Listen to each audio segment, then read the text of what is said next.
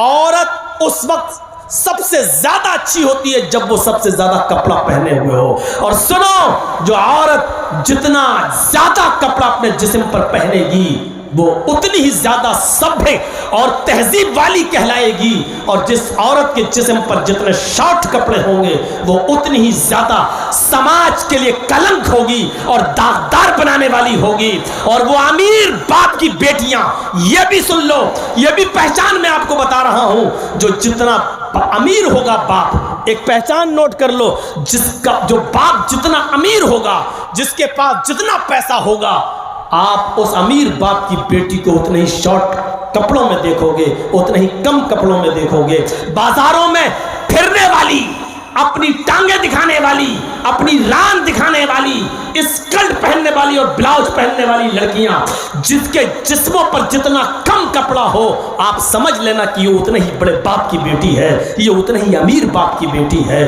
कल तक ये अमीर लोग हम गरीबों की लड़कियों को नचाते थे, अल्लाह ने ऐसा अजाब नाजिल किया है कि आए अमीरों, तुम अमीर होने के बाद भी तुम अपनी लड़कियों को फुल कपड़ा नहीं पहना पा रहे हो, हमने तुम्हारी लड़कियों को नंगा कर दिया है। जो चाहता है तुम्हारी लड़कियों को देख रहा है, जो चाहता है उनके गाल पर, उनके होंठों पर, उनके पैरों पर, उनकी रान पर, उनकी कमर पर, उनके जिस्म पर नजर डाल लेता है। एक रिक्शा चलाने वाला, एक हकीर दर्जे का आदमी भी तुम्हारी अमीर की बेटी को आंखों से देख रहा और दीदार कर रहा है और अपनी आंखों को सेंक रहा है उनके दीदार से। अल्लाह ने यह सजा दी है इन अमीरों को, उनकी बेटियों को नंगा कर दिया है। ये कड़वे अल्फाज हैं, चौधरियों तुम्हें सुनना पड़ेगा, सरमायादारों तुम्हें सुनना पड़ेगा। अगर तुम सरदार हो अपने समाज के तो तुम्हें सुनना पड़ेगा। ये कड़वी बात जरूर है लेकिन हकीकत है और सच्ची है। तुम्हें क्या, तुम्हारे बाप को भी सुनना पड़ेगा। जब तक मैं इस कुर्सी पर बैठा हूं, ये पावर मुझे शरीयत ने दिया है, इस्लाम ने दिया है, मुहम्मदुर रसूलुल्लाह के पावर ने से हमें मिला है, कुरान और हदीस की ताकत ने हमें दिया है, और इस हक को हमसे 24 महान ऋषि उधर भी बताए गए हैं और इधर भी 24 नबियों का नाम आया है। कहा जाता है अवतार। हिंदी में क्या शब्द इस्तेमाल होता है या संस्कृत में? अवतार। और अवतार की मीनिंग जब आप देखेंगे डिक्शनरी में, नालंद विशाल शब्द सागर वगैरह जो हिंदू धर्म की जो वो हैं डिक्शनरी है, लुगत है, उसमें अवतार का माना या उसका अर्थ लिखा है ईश्वरत्व का। थोड़ा सा डिफिकल्ट है, मुश्किल है, इसको मैं समझाऊंगा। ईश्वरत्व का मनुष्यत्व में परिणत होना। संस्कृत इनटू हिंदी डिक्शनरी में लिखा है अवतार, संस्कृत शब्द, और उसके सामने उसकी मीनिंग लिखी है ईश्वरत्व का मनुष्यत्व में परिणत होना। इसको समझ लीजिए क्या है।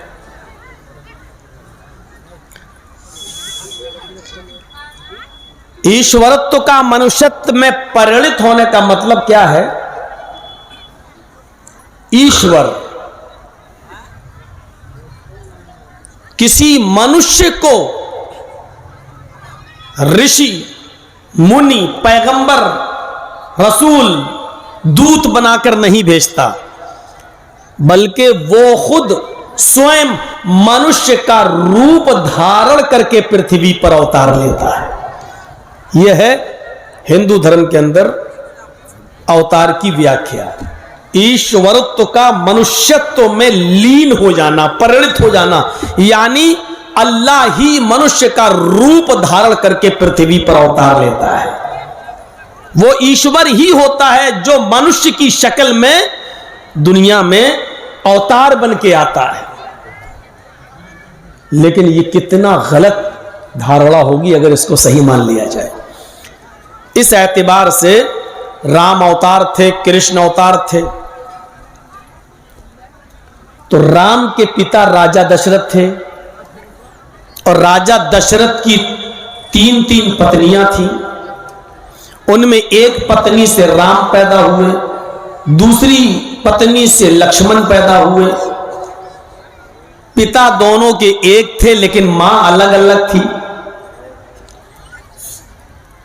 अगर थोड़ी देर के लिए मान लिया जाए कि ईश्वर ही मनुष्य का रूप धारण करके अवतार लेता है, पृथ्वी पर आता है, तो इसका मतलब यह मानना पड़ेगा कि अल्लाह को भी, ईश्वर को भी दुनिया में आने के लिए मां के पेट का सहारा लेना पड़ता है और वजूद में आने के लिए बाप का भी सहारा लेना पड़ता है और फिर वो मां के पेट से बाहर भी आता है। ये कितना गलत मैसेज जाएगा। फिर जब बच्चा शक्ल बन के पैदा हुआ तो इतना कमजोर कि पेशाब और लेटरीन पायखाना भी बिस्तर पे करता है और उसकी मां उसको साफ कराती है। क्या ईश्वर इतना कमजोर भी हो सकता है? भूख लगे तो रोए और मां उसको दूध पिलाए, ये सब बेबसी और कमजोरी की अलामात हैं। यही हाल कृष्ण जी का था और कृष्ण जी जंगल में सो रहे थे। एक शिकारी ने हिरण का शिकार करना चाहा, तीर में जहर लगा हुआ था, विष, और वो हिरण को मारा, निशाना चूक गया, कृष्ण जी के पैर में वो तीर लगता है और उस तीर में लगे हुए जहर से कृष्ण जी की मृत्यु हो जाती है। ये हमारी किताबें नहीं कह रही है, आपके ग्रंथ कह रहे हैं। क्या किसी भगवान को या ईश्वर को कोई तीर मार सकता है? और अगर तीर में लगे हुए जहर से ईश्वर ही मर जाए तो फिर ईश्वर की शक्ति रह क्या जाती है?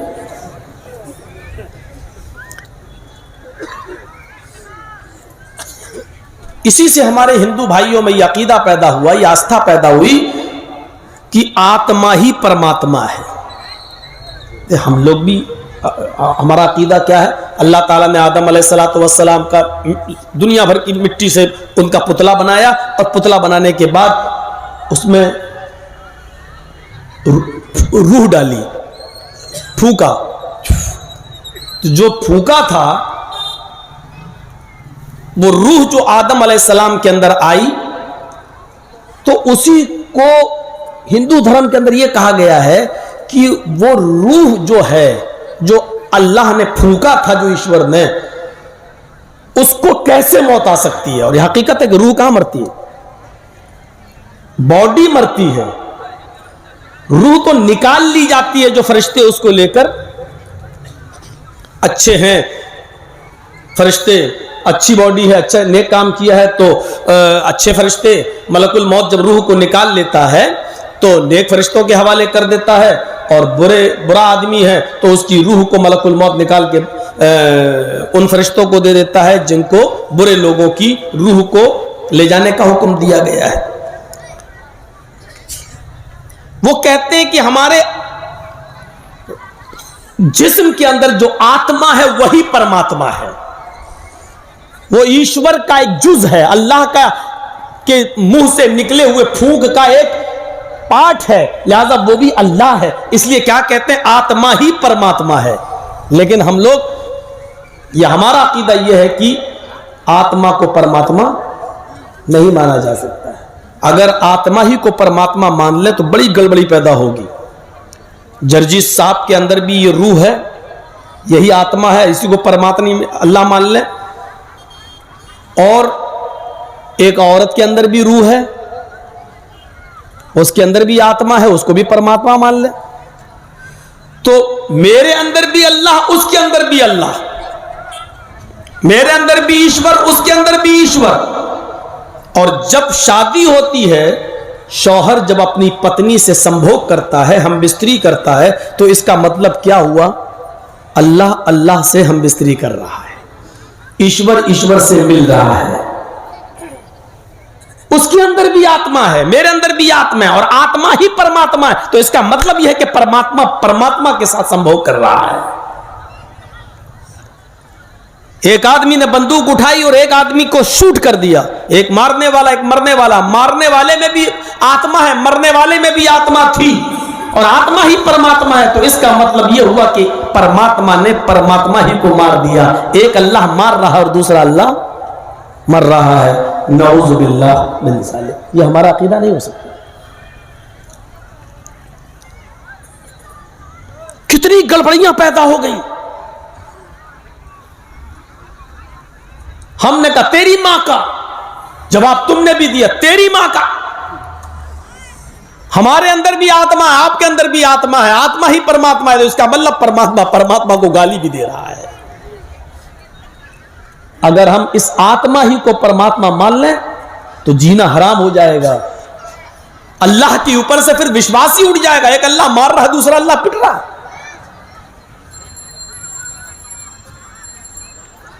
अल्लाह अल्लाह ही से नऊज़ु बिल्लाह थुम्मा नऊज़ु बिल्लाह संभोग कर रहा है, मिल रहा है।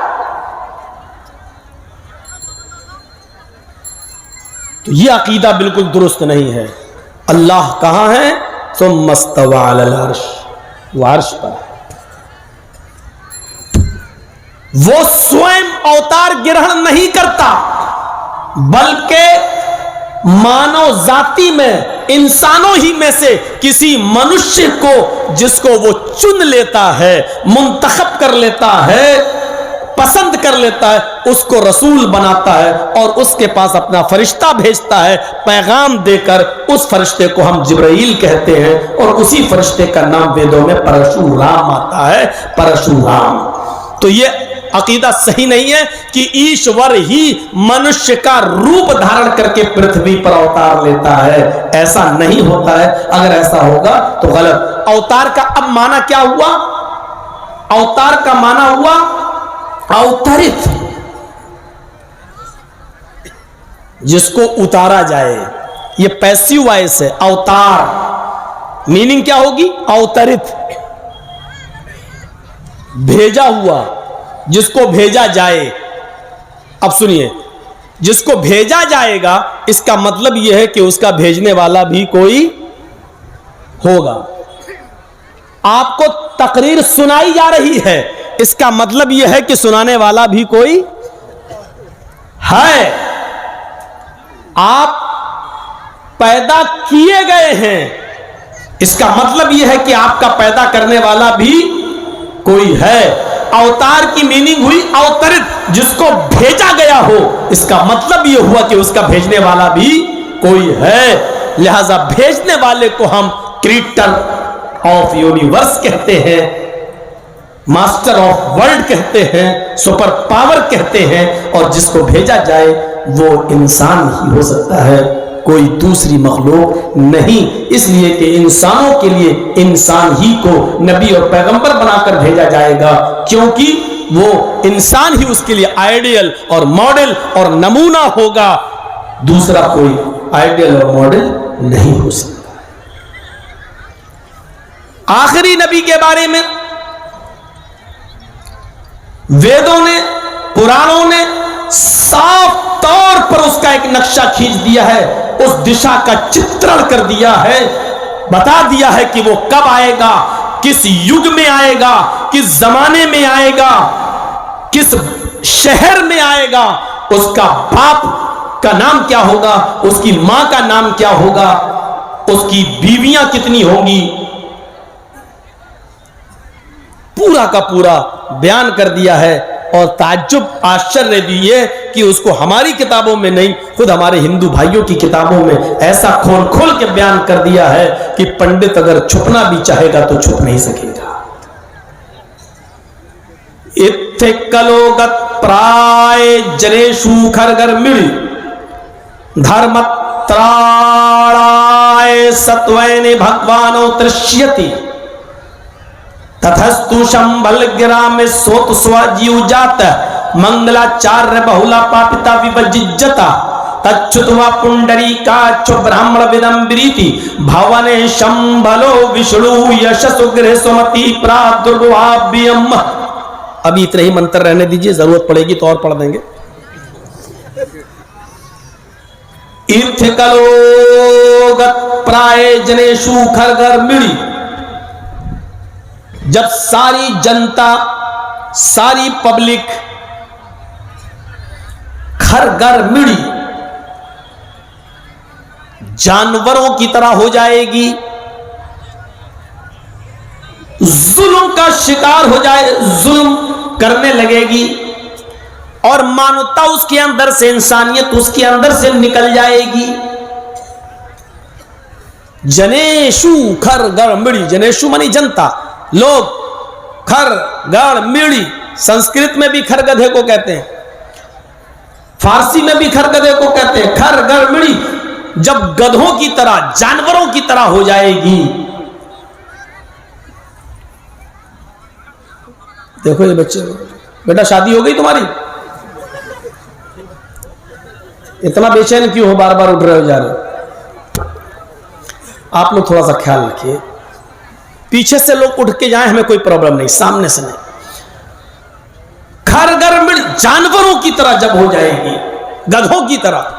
असल में गधे की मिसाल इसलिए दी कि गधा को समझता ही नहीं। बीन बजाओ, हॉर्न दो, वही खड़ा है, उसको यही नहीं मालूम कि मेरा बाप कौन है, मेरी अम्मा कौन है, इसीलिए उसका नाम ही गधा पड़ गया। और कभी कभी ऐसा होता है कि आप गधे को हटाना चाह रहे हैं, हॉर्न बजा रहे हैं तो और गाड़ी के सामने आ रहा है, उसके अंदर अकल नाम की कोई चीज नहीं होती। तो इसलिए कहा गया कि जब जनता में अकल निकल जाएगी, खरगर मिड़ी बिल्कुल गधों की तरह हो जाएगी, धर्मत्राय, तब धर्म की रक्षा करने के लिए सत्वैन और सच्चाई को, सत्यता को स्थापित करने के लिए भगवान अवतरिष्यति, भगवान अवतार भेजेगा। देखिए यहां पर भी कह दिया गया भगवान अवतरिष्यति, भगवान अवतार भेजेगा। ये नहीं कहा भगवान उतरेगा, ये नहीं कहा कि ईश्वर आएगा। भगवान अवतरिष्यति, भगवान अवतार भेजेगा। भगवान यानी ईश्वर, अल्लाह दुनिया में किसी को नबी बनाकर, अवतार, ऋषि, पैगंबर बनाकर भेजेगा। सटीक बिल्कुल जो जुमला कहा गया, जब अकल ही निकल गई थी अरब समाज से, वहां की सोसाइटी से, वहां के वातावरण से, लोग बिल्कुल जानवरों की तरह हो चुके थे, जानवर बन चुके थे। उसी वातावरण में और उसी माहौल में मोहम्मद रसूलुल्लाह सल्लल्लाहु अलैहि वसल्लम तशरीफ लाए। कैसा वातावरण था आपको बताओ? मौलाना लोगों से आपने सुना होगा, क्या नहीं होता था वहां।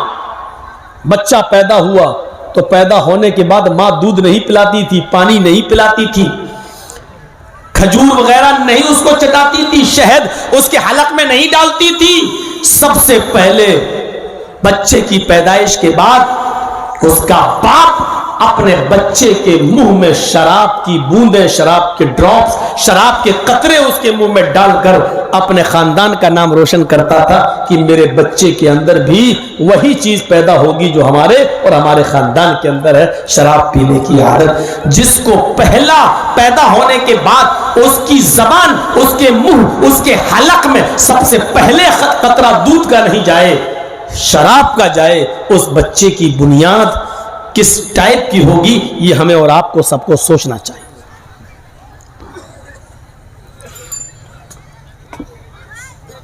शराब इतना पीते थे कि दस्तरखान पर खाना जब रखते थे तो पानी नहीं रखते थे, बल्कि शराब के प्याले रखते थे, और खाना खाते खाते अगर पानी की जरूरत पड़ जाए तो पानी की जगह पर वो शराब पीकर खाने का लुकमा हलक के नीचे उतारते थे।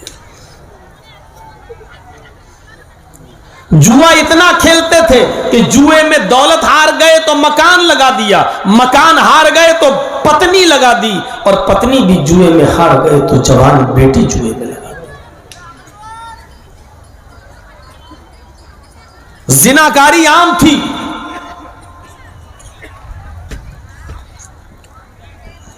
अकल ऐसी नष्ट, बुद्धि ऐसी भ्रष्ट हो चुकी थी कि बाप के मरने के बाद अगर मेरी मां खूबसूरत है, हसीन और जमील है, सुंदर है, कोई दूसरा मेरी मां से शादी ना कर ले, इसलिए घर से चादर उठाकर उसका बेटा अपने पिता की मृत्यु के बाद वो चादर उठाता था और अपनी मां का हाथ पकड़ के बाहर निकालता था, और समाज के सामने वो चादर अपनी मां के ऊपर डाल देता था और समाज में ऐलान कर देता था, आज के बाद ये मेरी मां नहीं है, मैंने इसको अपनी पत्नी बना लिया है। बुद्धि इतनी भ्रष्ट हो चुकी थी, जानवरियत ऐसी आ चुकी थी। जब ये वातावरण पैदा हुआ, जब ये माहौल पैदा हुआ और लोग बिल्कुल गधों और जानवरों की तरह हो गए, अकल ऐसी, बुद्धि ऐसी भ्रष्ट हुई, उनकी तबाह हुई, बर्बाद हो गई कि उनके घर में जब कोई बच्ची पैदा होती थी, कोई लड़की पैदा होती थी, तो गोया उनके ऊपर कोई पहाड़ टूट पड़ा है। 4 साल तक और कुछ लोग 6 साल तक उस बच्ची को पालते थे, पोसते थे, और जब वो अब्बू अब्बू अम्मी अम्मी कहने के लायक हो जाती थी, बोलने लगती थी, चलने फिरने लगती थी, एक दूसरे को पहचानने लगती थी, तब इतनी बड़ी 4 साल 5 साल और 6 साल की उस बच्ची को मेला घुमाने के बहाने जंगल में ले जाया जाता। पहले से गड्ढा खोदा हुआ रहता, कहा जाता कि बेटी जरा इस गड्ढे में झांक कर देखो, तुम्हारी मां नजर आएगी। बच्ची जब उस गड्ढे में झांकती तो पीछे से जालिम बाप उसको धक्का देता, वो गड्ढे में गिर जाती और फिर ऊपर से मिट्टी डालना शुरू कर देता, और उस वक्त तक वो रुकता नहीं जब तक कि पूरा का पूरा उसको मिट्टी से दफन नहीं कर देता था। और उस वक्त तक वो उस कब्र के पास बैठा रहता था जब तक उस बच्ची की आखिरी सांस न निकल जाए, आखिरी चीख न निकल जाए, यानी वो मर न जाए। जब बच्ची मर जाती तब वो जंगल से लौट के वापस आता, समाज में आता, अपने मुआशरे में आता, अपनी सोसाइटी में आता और लोगों में जश्न मनाता, शराब का दौर चलता और खुश होकर कहता, आज मैंने अपनी बेटी को दफन कर दिया, आज हमने अपनी बच्ची को दफन कर दिया। ये जिहालत थी, ये बुद्धि भ्रष्ट इस हद तक हो चुकी थी कि अपनी बेटी को मार डालता था, कत्ल कर देता था। जब बुद्धि भ्रष्ट हो जाती है तो आदमी इस तरीके की हरकतें करता है। देख लीजिए, कल परसों की बात है, पाकिस्तान के अंदर भी एक आदमी ने अपनी 5, 6, 7 दिन की बच्ची के सीने में 7 गोलियां उतार दी। अभी कल की बात, 7 गोलियां, सिर्फ इसलिए कि हम तो लड़का चाहते थे, लड़की क्यों पैदा हुई। उसकी बीवी ने कहा, इसमें मेरी क्या गलती है। उसने बंदूक उठाई, गोली भरी और अपनी बच्ची के सीने में 5 या 7 गोलियां उतार दी। वो 5 दिन की या 7 दिन की बच्ची थी। सोशल मीडिया भरा पड़ा है। मेरे भाइयों, ये इंसानियत जब निकल जाती है किसी के अंदर से, जब बुद्धि भ्रष्ट हो जाती है किसी के अंदर, जब जानवरियत और हैवानियत आ जाती है, तो इंसान इस तरीके के कदम उठाता है। आज भी कुछ लोग मां के पेट से पैदा होने के बाद गोलियां मार रहे हैं, और कुछ ऐसे हैं जो 4-5 बच्चियों के बाप हैं, लेकिन फिर हमल है बीवी के पेट में। डॉक्टर को चेक कराया, उसने बताया कि अभी भी तुम्हारी बीवी के पेट में जो हमल है, जो गर्भ है, वो बेटी का है। पैसा लेते के किसी तरीके से पता लगा लिया, और जब बता दिया कि बेटी है तो कहा मुझे नहीं चाहिए, डॉक्टर साहब कुछ पैसा और ले लो, इसको गिरा दो, खत्म कर दो, नहीं चाहिए। 4-5 बेटियों की शादी तो कर नहीं पाऊंगा, ये एक और बोझ बनके दुनिया में क्यों आए। इससे बेहतर है कि पेटी में मार डालो। जो बच्चे पेट में मार डाले जाते हैं, कत्ल कर दिए जाते हैं, वो तुम हलाल हो या हराम, याद रखिए, वो चाहे हलाल हो या हराम, जो बच्चा भी पेट के अंदर हमल ठहरने के बाद मार दिया गया, चाहे वो 1 दिन का हो, 10 दिन का हो, 1 महीने का हो, 2 महीने का हो, जितने भी दिन का हो, अगर उसको मार दिया गया, एबॉर्शन करा के उसको खत्म कर दिया गया, कयामत के दिन ये बच्चा, बुखारी शरीफ की रिवायत है, जा यौमल कयामती मुअल्लकुम बैना सदिया, ये बच्चा कयामत के दिन अपने मां की दोनों पिस्तान, अपने मां के दोनों छातियों से, सीने से लटका हुआ आएगा। यकूल, और अपने मां का दूध छोड़कर अल्लाह से शिकायत करेगा, या रब्बी हाज़िही उम्मी क़तलतनी, अल्लाह ये मेरी माँ है जिसने दुनिया में मुझे मार डाला था, अल्लाह ये मेरी माँ है जिसने दुनिया में मुझे कत्ल कर दिया था, अल्लाह ये दुनिया में मेरी नहीं हुई तो इसका मत हो, हाय अल्लाह इसने दुनिया में मुझे हिकारत की नजर से देखकर फेंक दिया, अबॉर्शन करा दिया, हाय अल्लाह आज तू इसको भी हिकारत जलील निगाहों से देखते हुए जहन्नम में फेंक दे।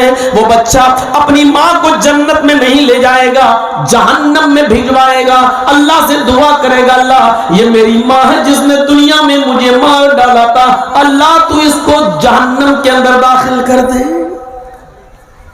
अगर हमारी माँ बहनों में से किसी ने यह गलती की है तो तौबा और इस्तिग़फ़ार करें, अल्लाह को अगर रहम आ गया तो शायद माफ भी कर दे। तो मेरे प्यारे साथियों सोचो, इतनी जहालत थी अरब की सरजमीन पर कि अपनी बच्ची को भी कत्ल कर दिया करते थे, अपनी बच्ची को भी मार डाला करते थे, कोई सूरत हाल नहीं थी। इस माहौल में फिर जनाबी मोहम्मद रसूलुल्लाह आए, वेदों की कहने के मुताबिक कि ऐसे वातावरण में आखिरी नबी आएंगे, ऐसे माहौल में अल्लाह धर्म की रक्षा करने के लिए मोहम्मद रसूलुल्लाह सल्लल्लाहु अलैहि वसल्लम को मबूस फरमाएगा। कुरान है, कोई भिजवा दो।